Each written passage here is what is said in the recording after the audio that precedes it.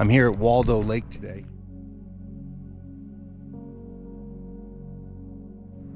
And Waldo Lake has this road that runs through it. And in the dark at night, no one would ever know you were here. And this location has deep water right off the rocks.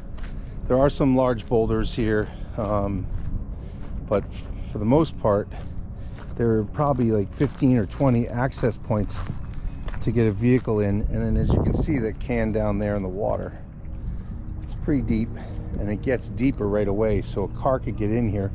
We're looking for a brown, I believe, Ford F-150.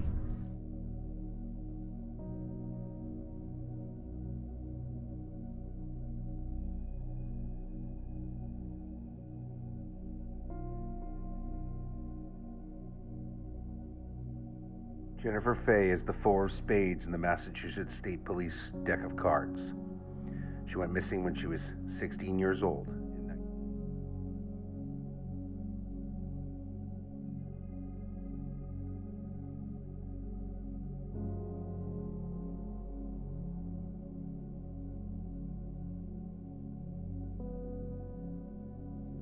In Brockton, Massachusetts, looking for Jennifer Fay. I'll give you more information later. I'll get you the missing persons documentation, and we'll bring you back into the story of this whole thing in detail from the missing persons as well as from the detectives.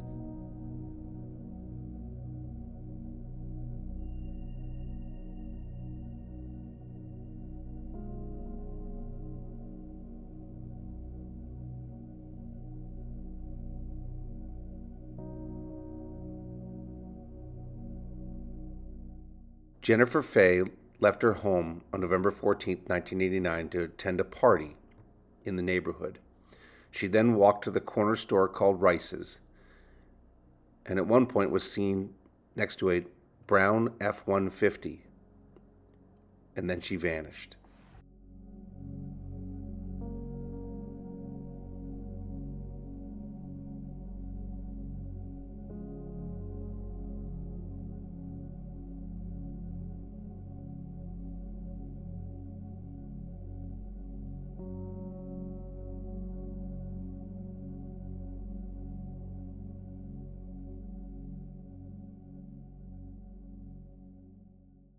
Jennifer's mother and sister have never given up hope. They keep searching for her, and it's been 34 years.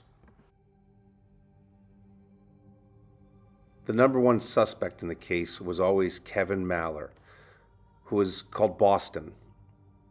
He owned a Brown F-150 that seemed to disappear at the same time.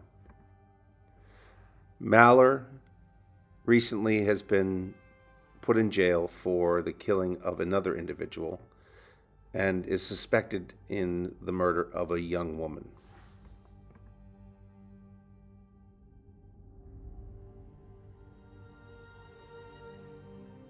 This case has baffled investigators for years, but recently Tom Soretta, a private investigator, brought to light the Brown F-150 that used to sit in Kevin Maller's driveway. Kevin lived in the neighborhood, I believe off of Broad Place, right down the street from Jennifer Fay's home.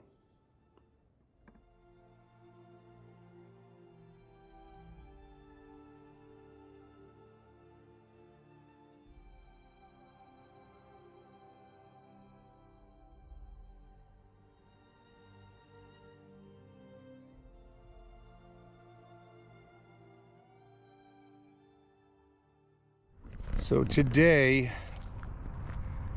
I'm doing a search for Jennifer Fay. Jennifer Fay was a young girl that went missing. She was never found, and the individual that they think murdered her actually was put in jail a few years ago for murdering somebody else. He was a young kid at the time. He was in his early 20s or late teens. And so I'm here at Waldo Lake in Brockton, and I'm attempting to recon the area to determine whether or not Waldo Lake or Brockton Reservoir has the ability to hold an F-150.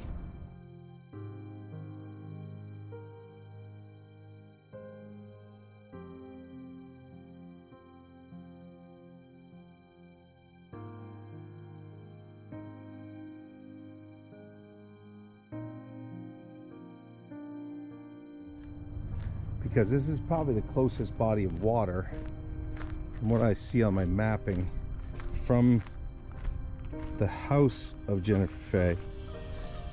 And just so you can see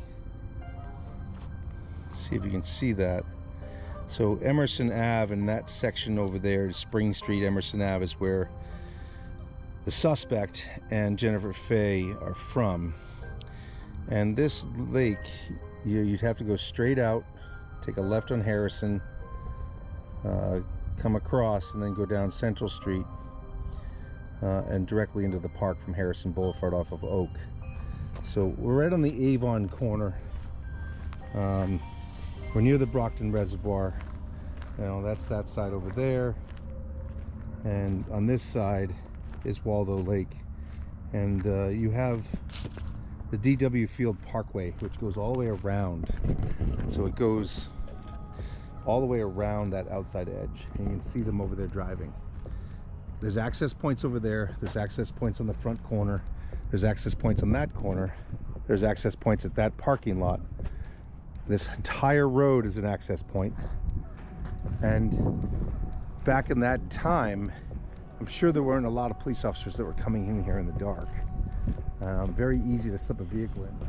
Again, I'm looking at, can you get right into there? Can you get to deep water if you float? Can you get the car in there without bottoming out and then having a real issue that the car is half in and half out? So I've got to try to find a place where you can get the vehicle into easily, know it's deep enough, and know that back in the day that they could get this F-150 to disappear. Not the brightest group of individuals, but they've evaded the law for almost 40 years. So that being said, that's where we're at. We're at Waldo Lake in Brockton, Massachusetts, looking for Jennifer Fay. But the reason why, again, I'm looking at this one is because it's close to home, and we need to bring these people home, and especially a young girl. I mean, it's devastating for a family, especially when they've gone this long. I mean, almost 40 years, haven't been able to find their kid. And the individual, you know, he's in jail somewhere else at this point in time. I don't believe he's out. His second crime of murder, I believe. So, and again, on a younger woman, is from what I've been told. So, that being said, you know, I'm going to do what I can to do some investigation on this one, and I'm going to see if I see anything out there. We'll sonar ball this as well to make sure that there's nothing in there. But as you can see, like, there's access points everywhere, and there's people fishing. And if you're a fisherman, you know about Waldo Pond or Waldo Lake. I mean, you could literally drive right into here from right up there, just come around the corner, come straight in, and bang. But you know, this looks like it might be a little too shallow, but there are some spots that I think are deeper off the road edges that we're going to keep on looking at. I'll put the sonar in, put the boat in, and see what I can find.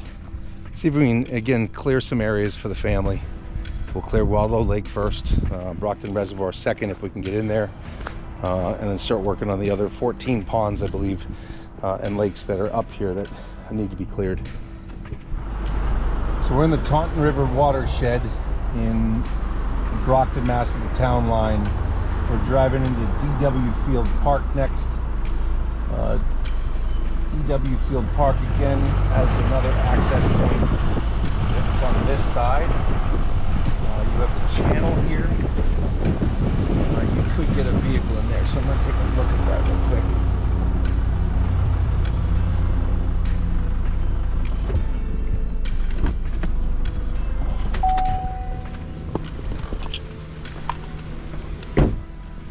again, looking for easy access points.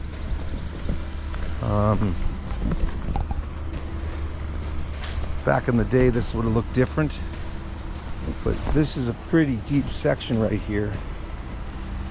So I'm going to sonar that. Definitely drop off into the abyss. But this section seems to drop off pretty good. I don't know if you get your car through here, but I mean, it is an F-150. Probably none of this would have been here. You know, and again, these trees have been here for a long time, so, but it's pretty, gets pretty deep in this little channel right here. So I should probably check that.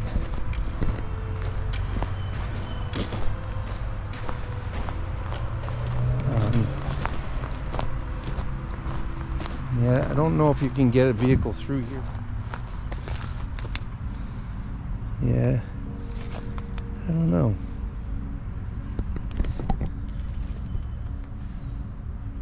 Got a lot of trash in the bottom, a lot of lures. But I'm sure it's deep right there. I don't think you can get up on that run up there to get to that pump house. We're gonna go all the way around this thing, see what we can find. Again, you could get through here, but it'd be tight back in the day unless you went that way, and even that way is tight. Not ideal. You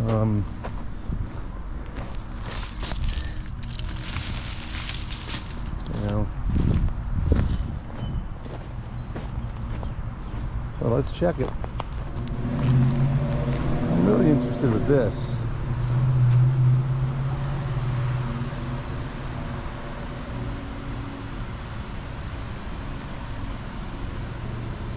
Very possible to get something in there. So again, you got access point here that goes to deep water right there.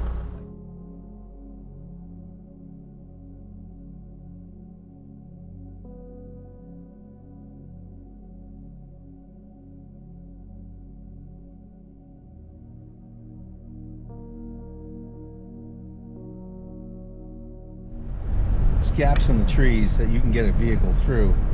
So we're gonna have to check it.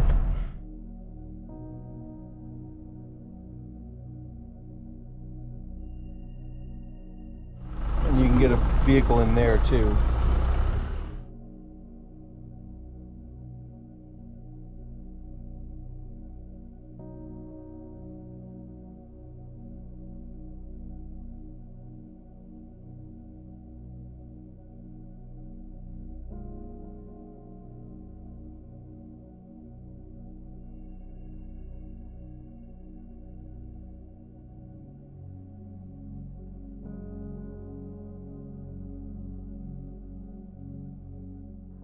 Dorothy Goroshko went missing in 1975 in a 1970 Ford Maverick.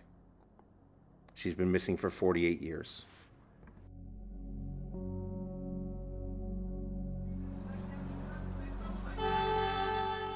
We staged our truck and trailer at the sand and gravel location on the railroad tracks, right across the street from the TD Garden where the duck boats enter.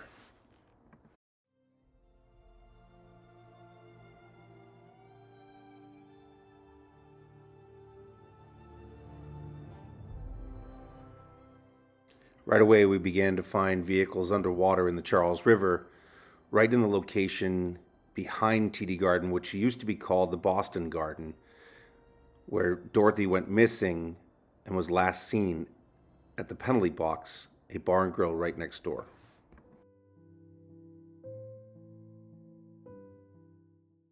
Jared and I found 4 vehicles that morning, including one directly under the Massachusetts State Police search boat, which looked exactly like a Ford Maverick in so many different features underwater on sonar.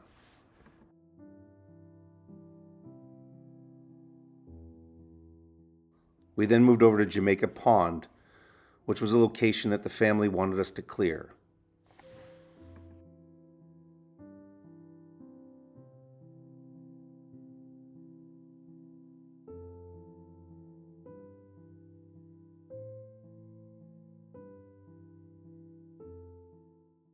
Jared suited up and dove on the three vehicles while the state police and the park rangers watched from the distance.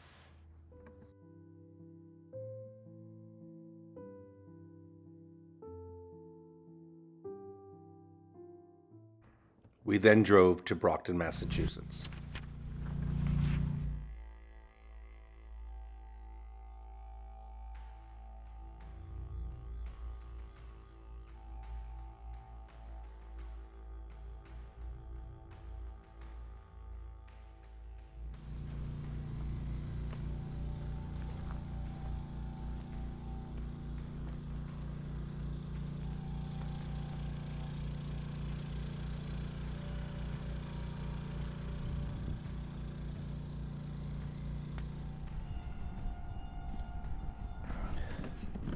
So we're doing the Jennifer Fay case, and Jennifer went missing in 1989. She was 16 years old. This is a pond called Spring Pond.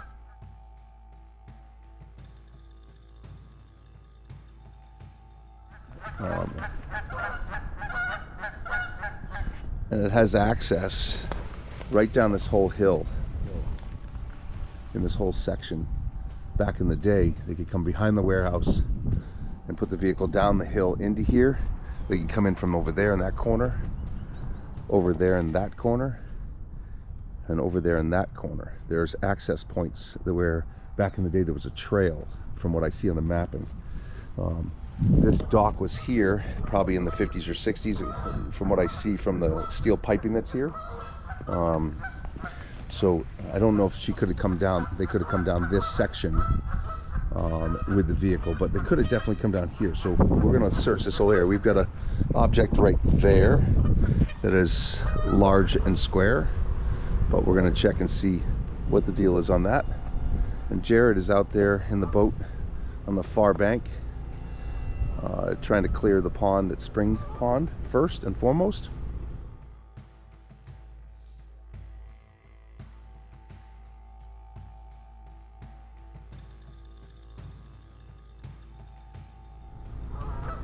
Again, we're in Brockton, Massachusetts. We're searching very quietly for Jennifer Fay. We have permission from the state police to try to clear whatever we can. They've cleared Studley Pond, and they've done a few other ponds looking for the F-150. We're looking for a 1979 F-150 that only has a VIN number. It was never had a plate on it that we know of. The individual that is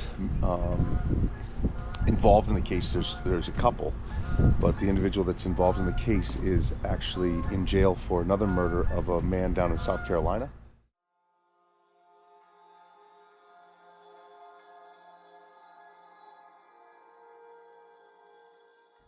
56-year-old Kevin Wayne Mailer, better known as Boston, is suspected in the murders of Kevin Craig, Jamie Ivester, and Faith Roach, and possibly more.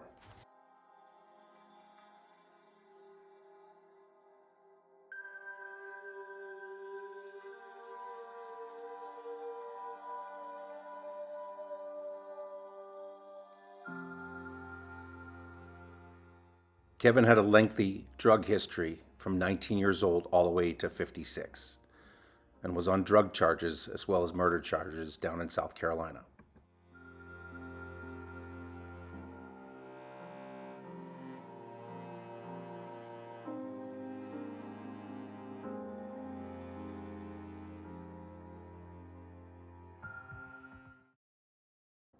Tom Soretta, a private investigator working on the case of Jennifer Fay, believes that Kevin Mailer had something to do with Jennifer's disappearance.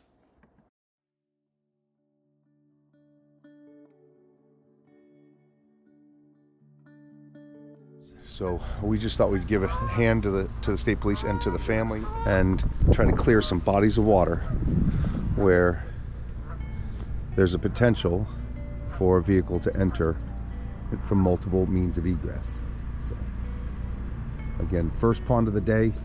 The DF Park was closed this morning until 12, so we are going to try to clear other ponds until that opens, because that park and Waldo Pond and Waldo Lake and the Brockton Reservoir are the closest bodies of water.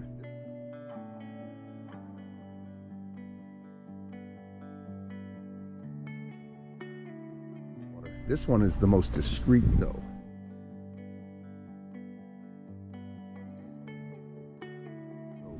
From the standpoint of like driving straight down the road from Prospect and Enterprise and that area up there.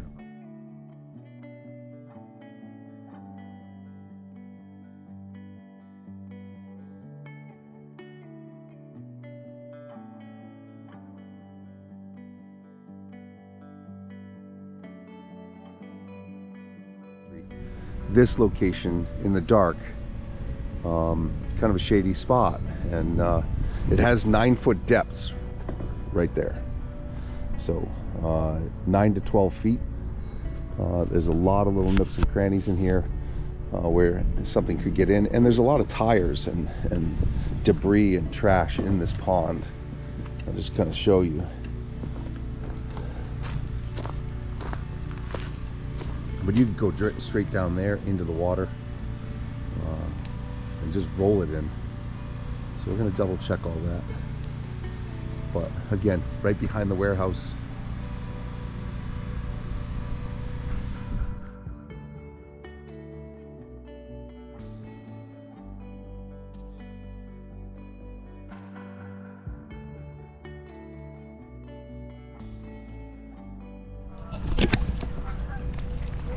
The end of spring landing and just want to move further out, double check something. Oh.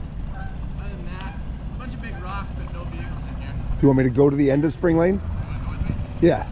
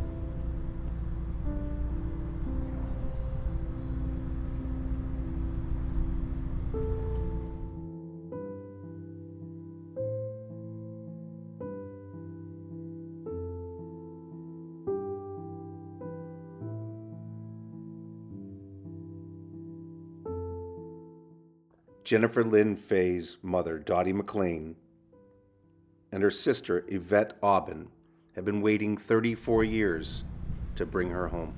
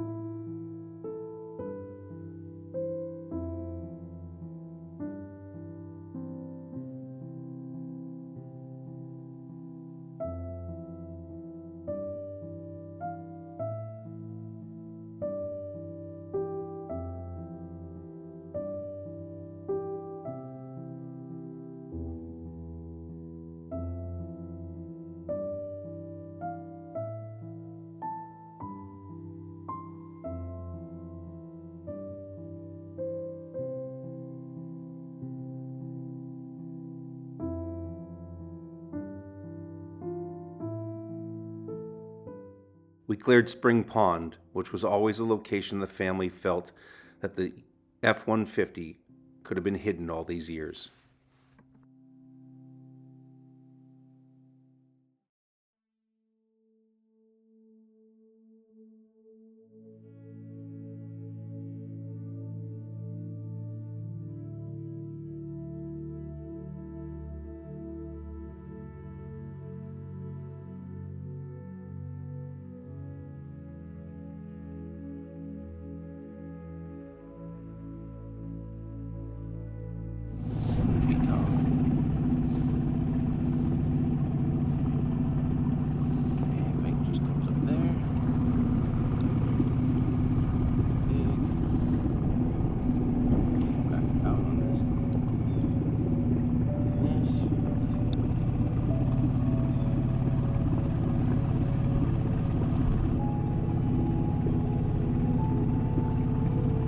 Right there.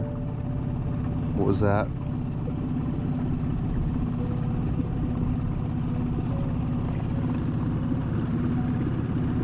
That's not where we were at. Yeah, it's We were close. over off of that tree over there. Okay. And Let- maybe on our left further. Big line of it rocks in a straight line. What's that right there? That's where we're interested. See that? Yeah. Right there. Yep. Oh yeah.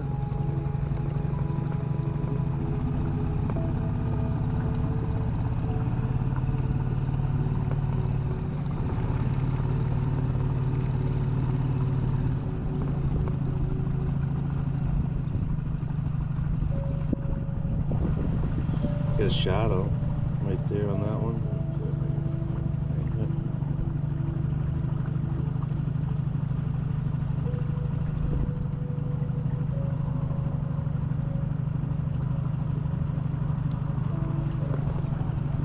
Not a truck.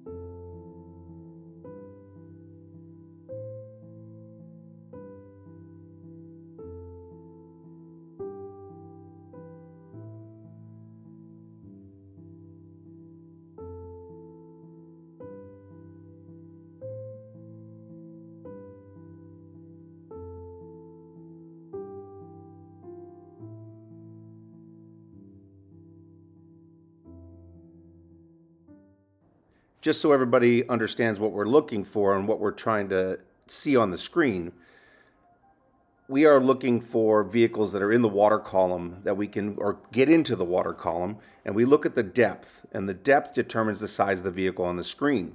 If it's a deeper depth, it's a smaller car or a smaller item or object on the bottom. We can then move to 360-degree scanning and look at the vehicle sitting on the bottom in the water column, which is the center of the screen. We can then move to live scan while it's in the water column and look at the vehicle sitting on the bottom and rotate our stick so we can actually see the entire vehicle like an ultrasound.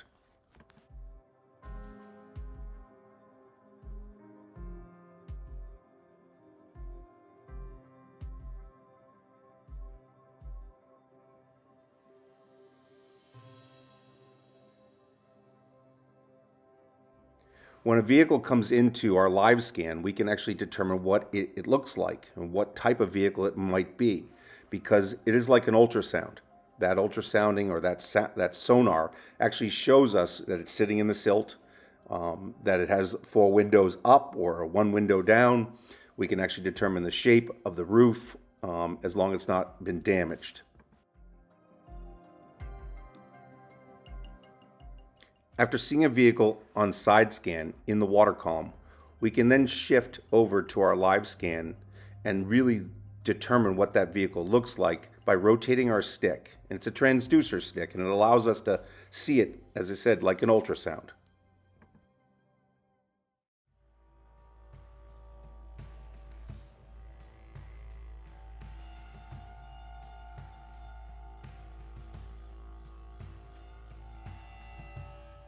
In this scan, we are looking at a side scan where the vehicle is looking from east to west, looking into the water column. The water column is what's under the boat directly. In this scan, we actually are looking at a vehicle that is looking north and south, and a shadow or a sonar shadow to its right, and a tire to the left-hand side. This is actually 2 vehicles sitting on the bottom just outside of the water column, a tire just north of the vehicles, but one is on its side and one is on its wheels.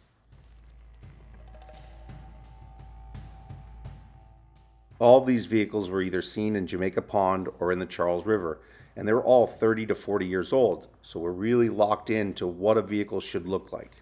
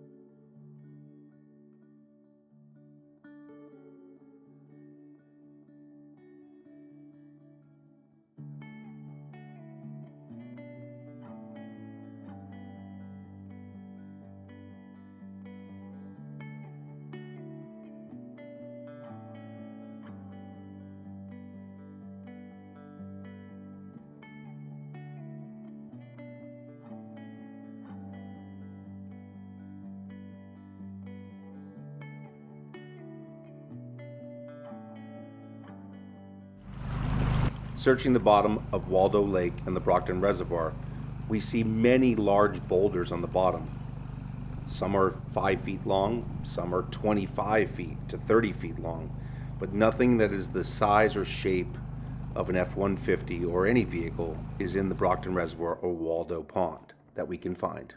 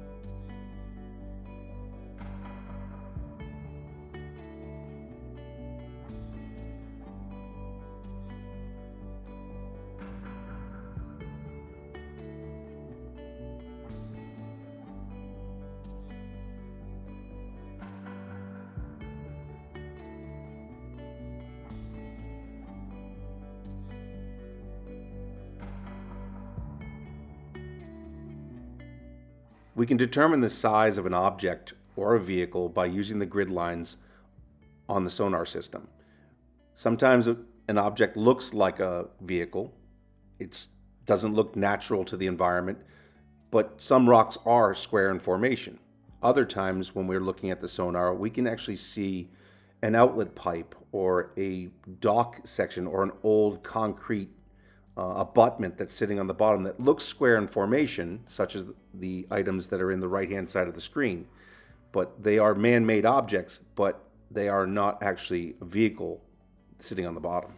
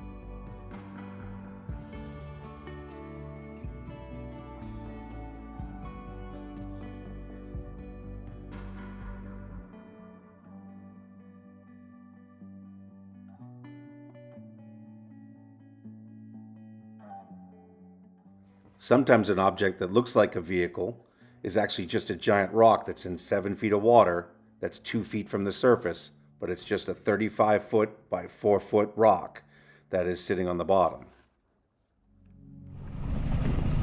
Big, but it's flat. 3 feet tall. And long. And long. So that's probably 22 feet long. 25 to 30. 25. That's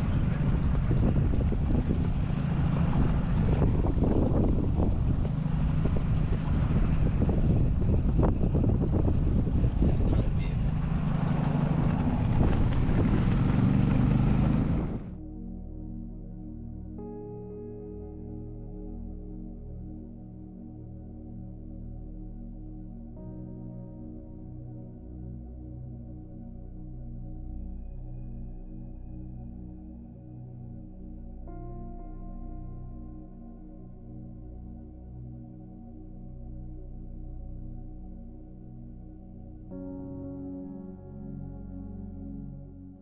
The team also cleared West Meadowbrook Pond before leaving Brockton because it was a very close location as well, but very shallow. I believe that Jennifer Fay and that F-150 are close to home. I don't believe that teenagers, 19, 20-year-old young men, are going to work that hard to drive that far at that time in 1989 to get rid of that F-150. I believe she's close.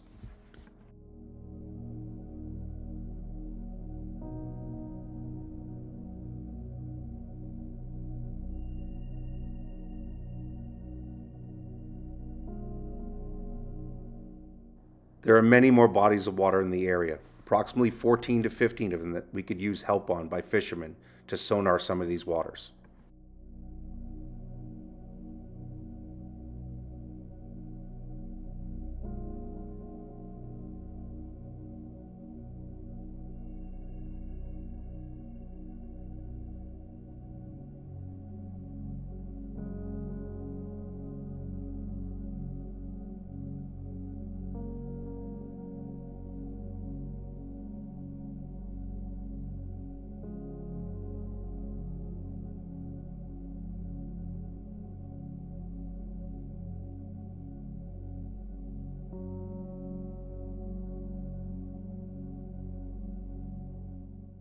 We estimate that there are over 100,000 vehicles in our rivers and ponds in the United States.